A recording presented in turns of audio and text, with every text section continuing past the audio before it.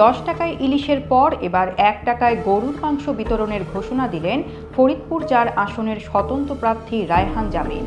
সম্প্রতি মাংস বিতরণের একটি পোস্টার সামাজিক যোগাযোগ মাধ্যমে ভাইরাল হয়েছে।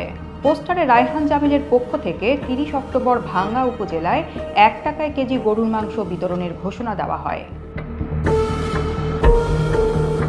বিষয়টি নিয়ে রায়হান জামিলের সঙ্গে যোগাযোগ করা হলে তিনি মাংস বিতরণের বিষয়টি নিশ্চিত করেন। সেই সঙ্গে জানানো হয়, যাদের এই মাংস দেওয়া হবে তাদের তালিকা করে টোকেন দেওয়া হয়েছে।